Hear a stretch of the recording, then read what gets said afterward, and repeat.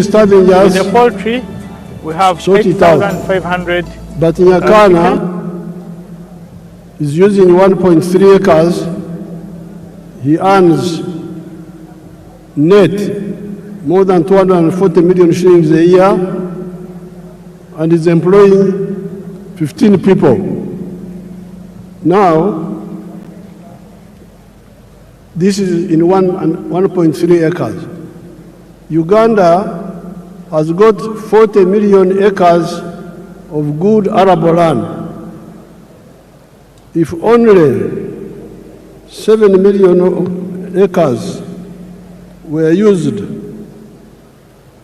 the way Nyakana has done it here, just 7 million of the 40 million would create 105 million jobs, more jobs than the whole population of Uganda.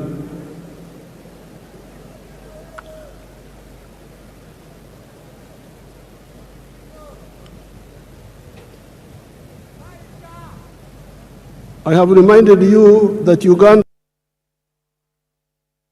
has good arable land. If only 7 million of those acres were used the Nyakana way, would create 105 million jobs in small-scale commercial agriculture alone of the 4 acres model or less, and the 7 economic activities. This is before you talk of the big-scale commercial agriculture, such as Madvani, where employs 14,000 people at Kachira, before you talk of the manufacturers that are now employing 1.5 million people. Now, you can say, you Museveni, you are always talking of small people, of 4 acres and less. The Basangwas, the Ijaras, the Nyakanas. Oh no, you are mistaken. I support the big ones also. Let's see Madvani. Show us Madvani, if you are not asleep. The one of the screen. You want the big ones? They are there. The big ones are there. But we struggle with the smaller ones because they are the ones who don't know what to do. The big ones, most of the time, know what to do.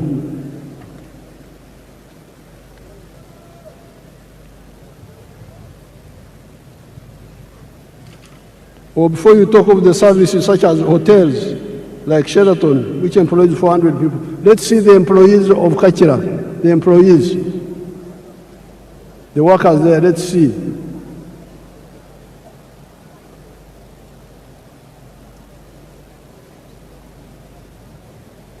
They are employing 14,000 people in Kachira. Let's look at Sheraton. Sheraton is employing how many people? Sheraton, if you have it.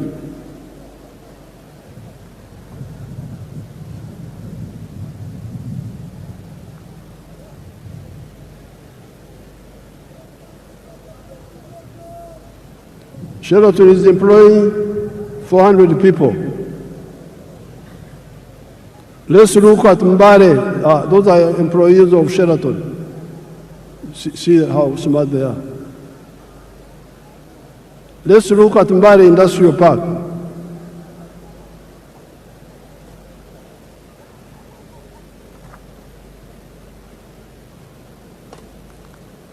Mbare Industrial Park.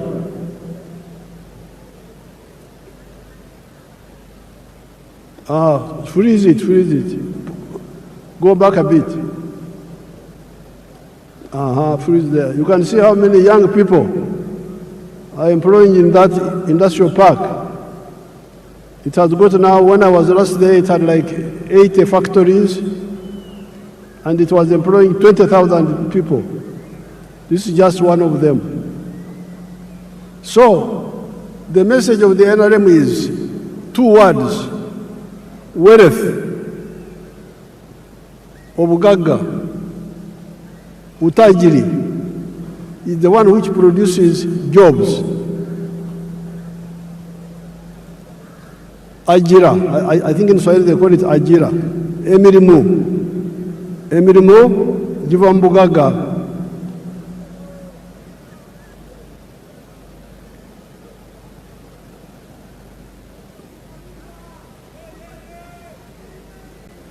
The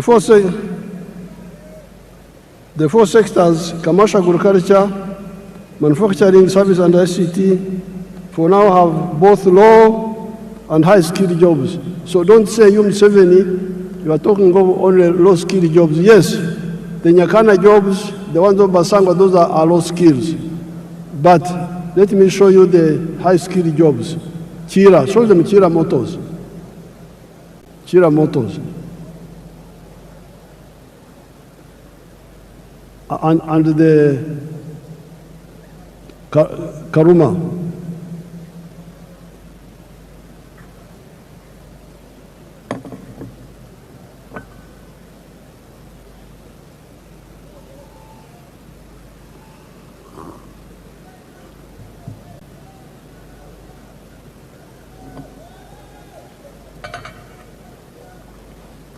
Now all those are skilled workers. Let's see the ones of Chira.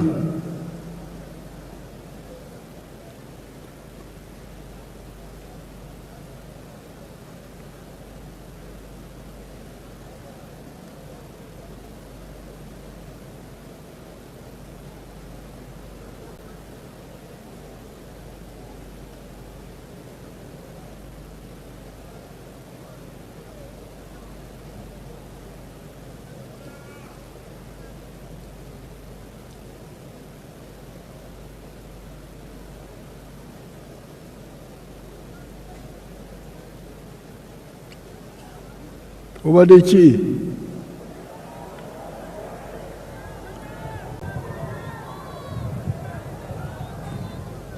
Alambaire kulambala yebase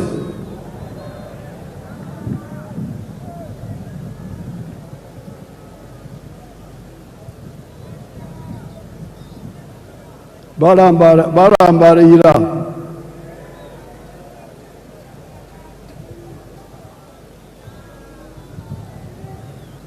Now those are all high-skilled workers. Let's see what they are producing. Show us the buses.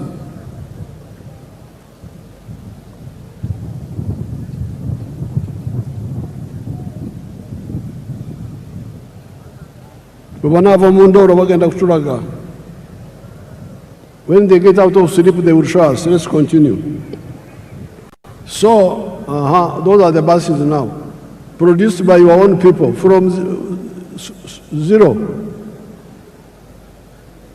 totally designed and produced by.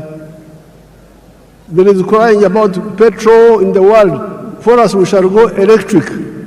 If the petrol disappears, we have got electric buses here. We have no problem.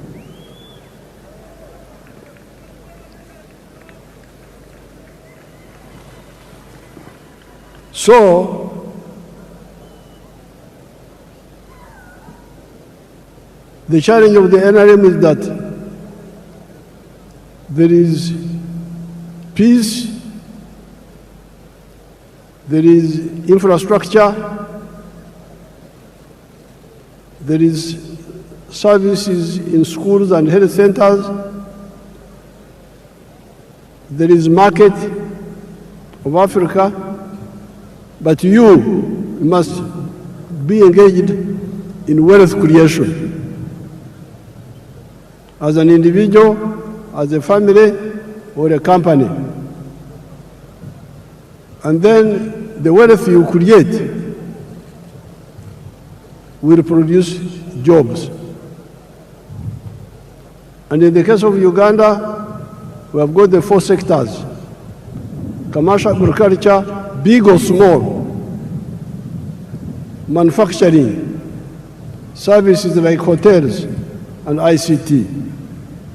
The four sectors, commercial agriculture, manufacturing, services, and ICT, for now have both low and high-skilled jobs.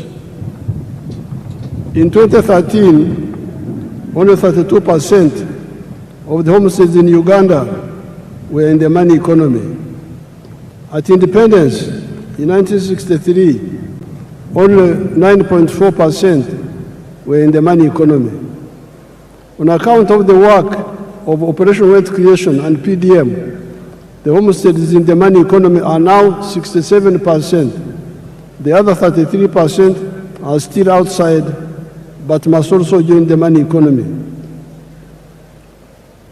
When all the families in Uganda join the money economy in the 4 sectors, there will be so many jobs that all our nearly 2 million refugees from the brother countries of Africa that are here will get jobs, and we will have to import other workers from the brother African countries. With more value addition for our agricultural raw materials, our mineral raw materials, our forest raw materials, plus our knowledge economy of automobiles, vaccines, pharmaceuticals, and electronics, there will be more people in manufacturing, services, and ICT than in agriculture.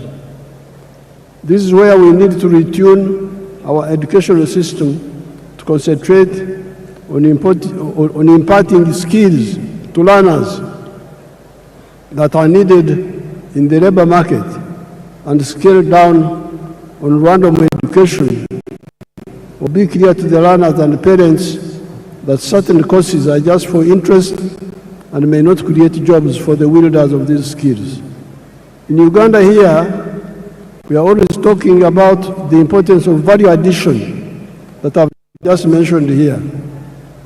With the presence of so many African brothers and sisters and friends from outside Africa, I cannot fail to point out the strategic mistakes many of the African ruling elites have been making for the last 70 years, ever since the independence of Sudan, Khartoum, in 1955.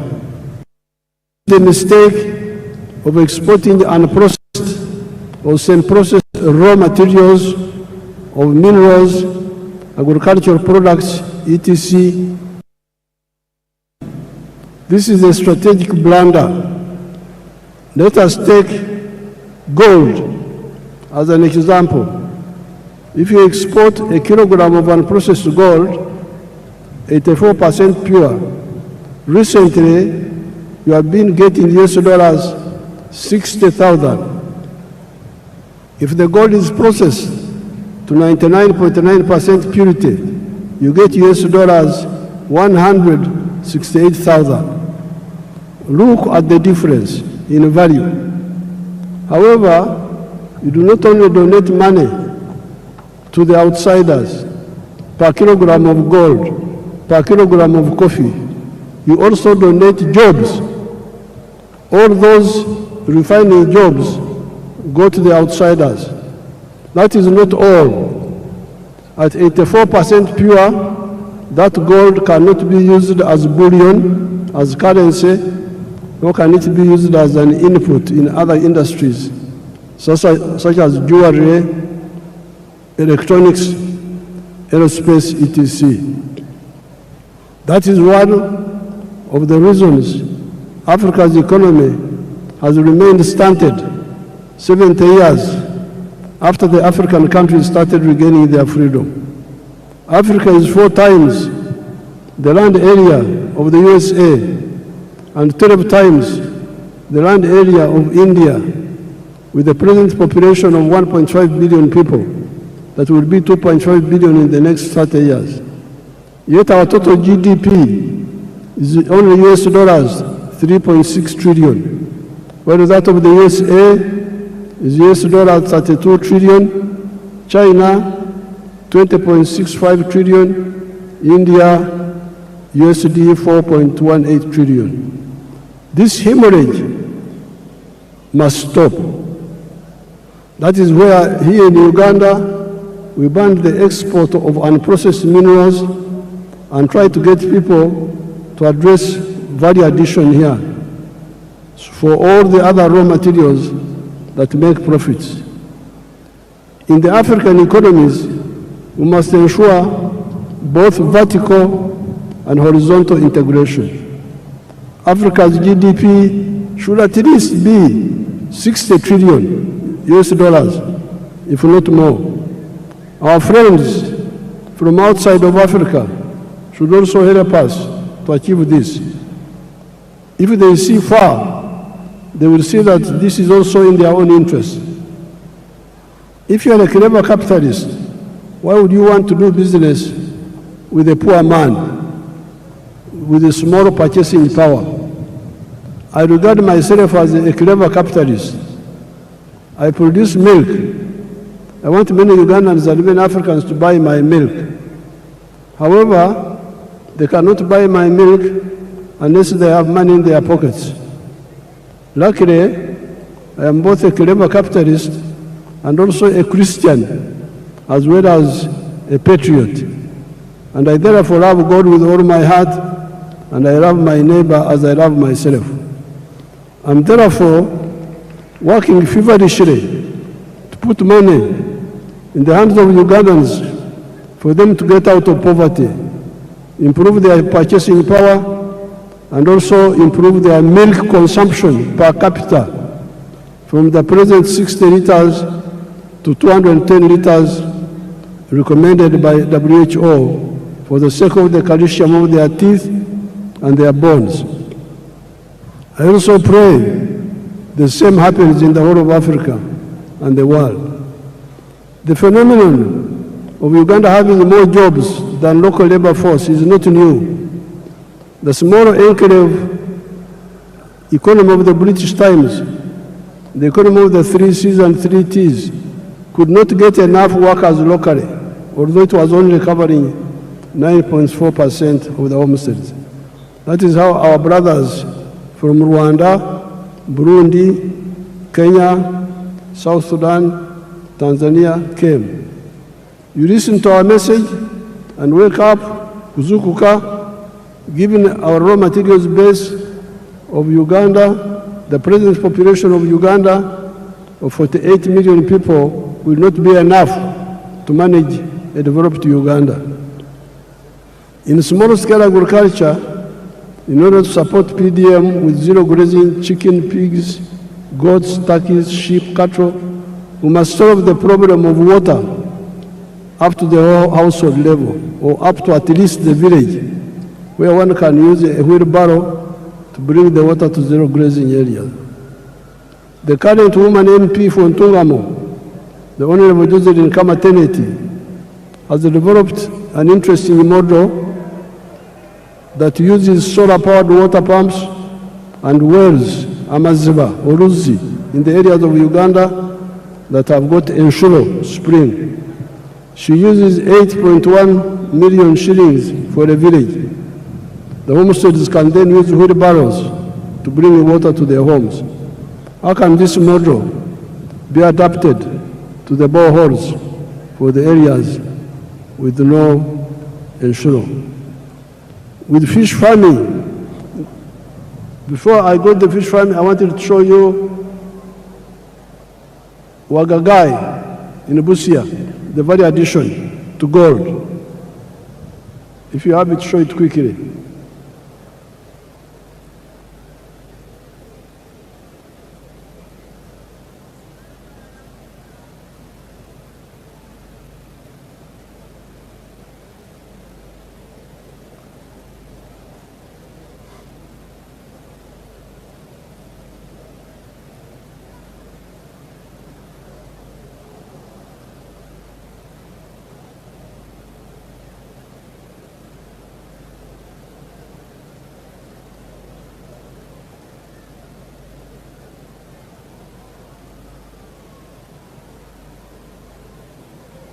Now, freeze that one. Each one of those is fully refined gold in Busia. And each one is a kilo. and each one is now costing $168,000. If you sell unprocessed gold, 84% pure, a kilo, you'll get only $60,000. So you see the wastage. Africans are really in trouble. How can you throw away your wealth like that? You are losing more than $100,000 in every kilo of gold. And then you say you will solve your problem. How will you solve the problem? With fish farming in the Miga edges of the wetlands, the government will help the communities with the earth-moving equipment to make the fish ponds, the solar-powered water pump, to pump water and aerate with oxygen and protect the fish against snakes. The issue of fish fries, and fish feeds is also being addressed. The support for all the other sectors, big commercial farmers, manufacturing,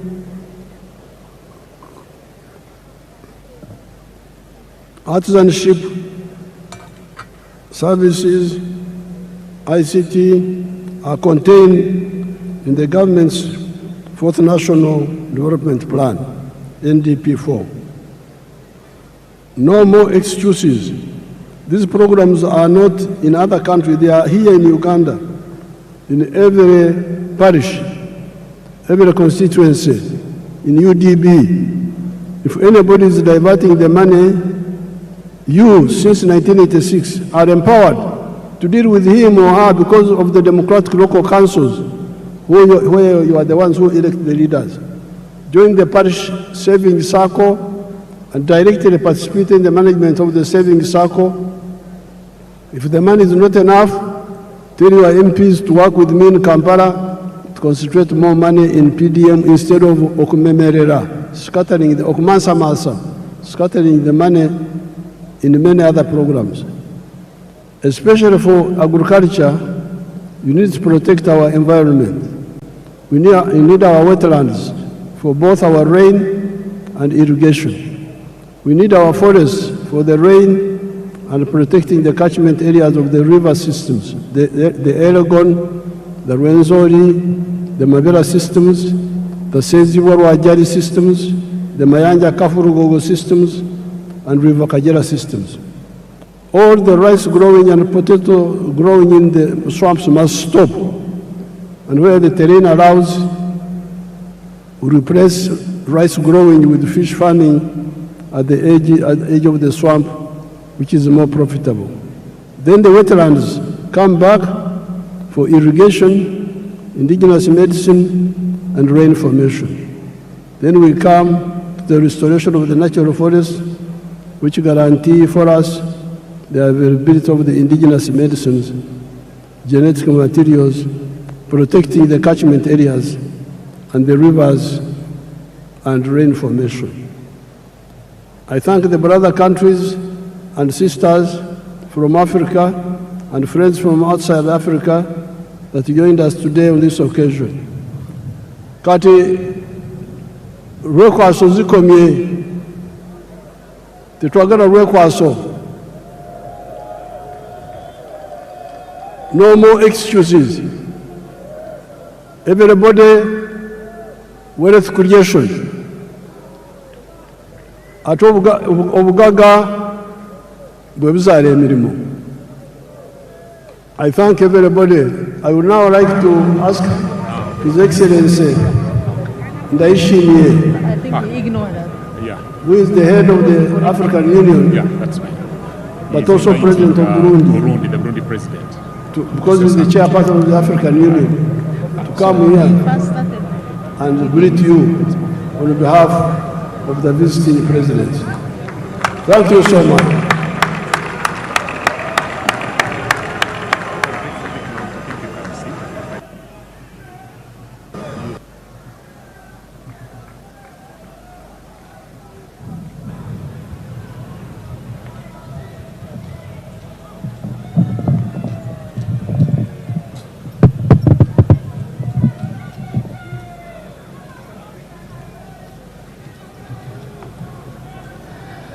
Uganda oye! Uganda oye! Your Excellency, President Yoweri Kaguta Museveni, President of the Republic of Uganda, Your Excellency, Head of State and Government, distinguished guests, great people of Uganda, Wariyorcha.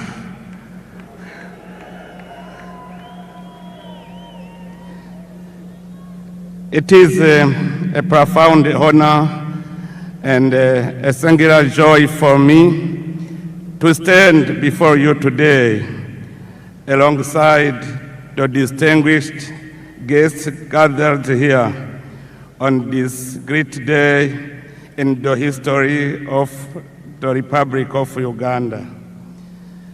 Beyond the beginning of a new presidential mandate, your election, Your Excellency President Museveni, stands as a powerful affirmation of the underlying peace, stability, and institutional continuity that Uganda has cultivated over the years. Your Excellency, your renewed mandate comes at a defining moment for our beloved Africa continent. By inaugurating this new term under the theme Securing the Gains and Advancing Towards a Prosperous and Emerging Nation, you have once again demonstrated your steadfast patriotism, visionary leadership, and unwavering commitment to the progress of Africa as a whole. Your Excellency, we have followed with admiration the remarkable transformation Uganda has achieved under your stewardship. During the years of your leadership, your nation has undergone profound progress in the field of security, social cohesion, and economic development. Through sustained economic growth, strategic investment in infrastructure, and policies aimed at reducing poverty and improving livelihoods, Uganda has steadily positioned itself among the continent's most promising emerging economies. Your Excellency, at this occasion, I would like to pay special tribute to your invaluable contribution to the restoration and the consolidation of peace in Burundi.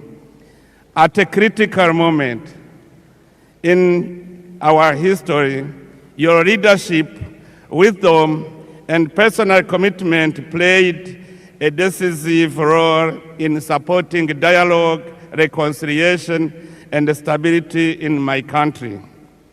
The people of Burundi will always remember with gratitude your tireless efforts in favor of peace, not only within our borders, but throughout the Great Lake region. Also, in our region, you are rightly regarded as an elder statesman, a wise and respected senior leader whose counsel continues to guide efforts toward peace, unity, and cooperation among our nations. That is why, on behalf of the people of Burundi and all those who have directly benefited from Uganda's progress and hospitality, I wish to express our heartfelt gratitude to the Republic of Uganda and to you personally, Your Excellency. Your Excellency, as I conclude, I wish to warmly congratulate the people of Uganda for the confidence they have once again placed in His Excellency President Museveni. In doing so, you have reaffirmed your attachment to peace, stability, resilience, and wise leadership. It is my sincere hope that this new mandate will usher in even greater prosperity and opportunity to every Ugandan family. May your wisdom, dear brother President Museveni, continue to enlighten our continental dialogue, and may the bonds of fraternity and cooperation between Uganda and the nations of Africa grow ever stronger. May Almighty God bless our great Africa continent. May God bless Uganda and its courageous people. I thank you very much. Mwebale.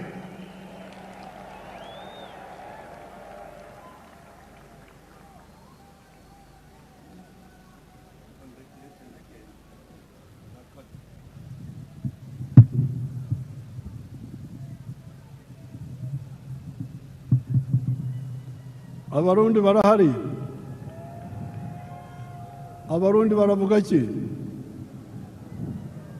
There are many Barundis here.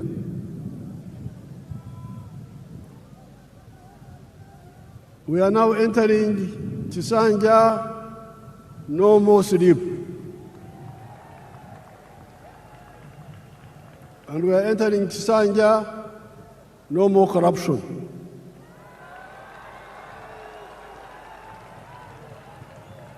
You heard the prayers. You heard the prayers of the bishop. That prayer of the bishop should be captured properly. Okusaba kwa bishop kukolomedde ababbi. No more corruption, no more sleep. NRM oye. NRM ebeo. Kale mwewe.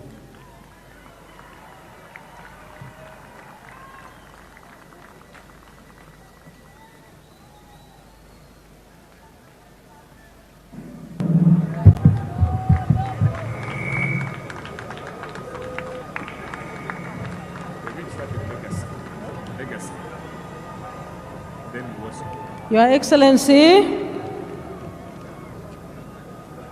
I would like to thank you for the address to the nation and seek your guidance on how to proceed with the two entertainment items which are on our program. If it pleases you, Your Excellency, I now invite Legacy to make their presentation in less than 5 minutes. And as they are coming, I request all of you to join me again in thanking His Excellency the President for that comprehensive address to us. And very quickly, Your Excellency, also, I would like to mention that all the RDCs are here, the RCCs, the LOC5 chairmen, the NRM chairmen from all districts are here joining you in this momentous occasion. Legacy, you have the floor. Less than 5 minutes.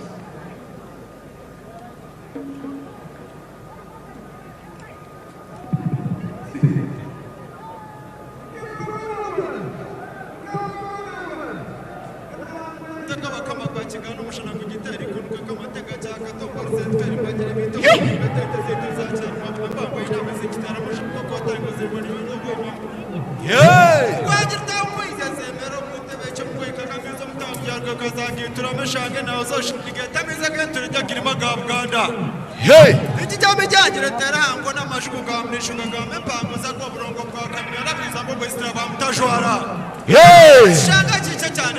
Yego.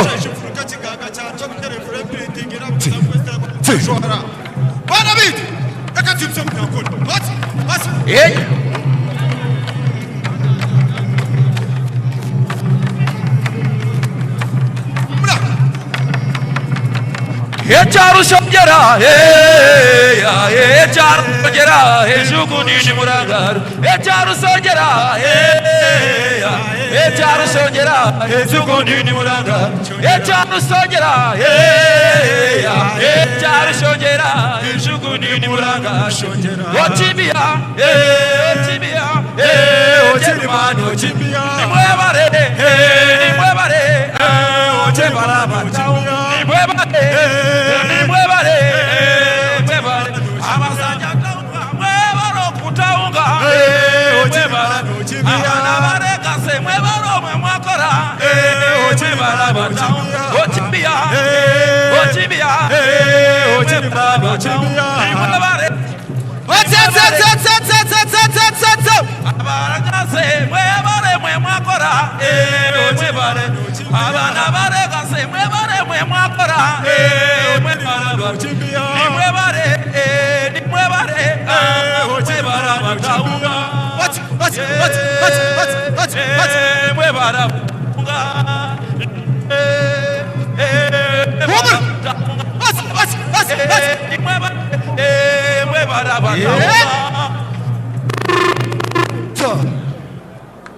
Thank you very much for that performance, Legacy.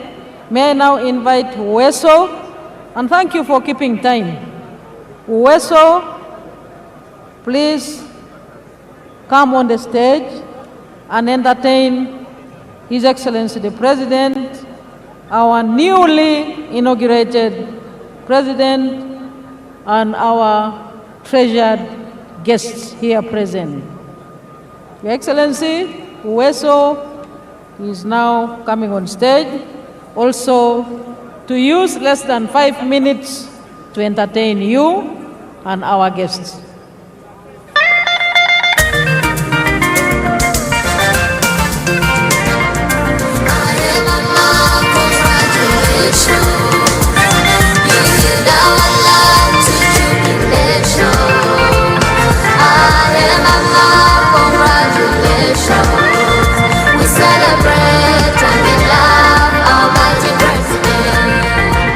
In 1986, the story starts. A child stood silent, tears in the heart, no food, no school, no song to sing.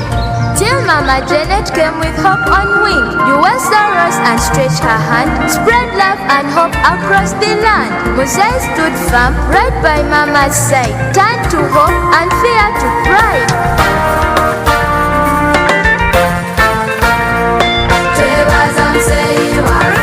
Yoweri Kaguta Museveni, atkola debirungi na tufuna embe, tutambula tusanduka oremiyembe jaffe, katusabe katonda amugero bulamu. Our dear good President Yoweri Kaguta Museveni, we thank you for our dear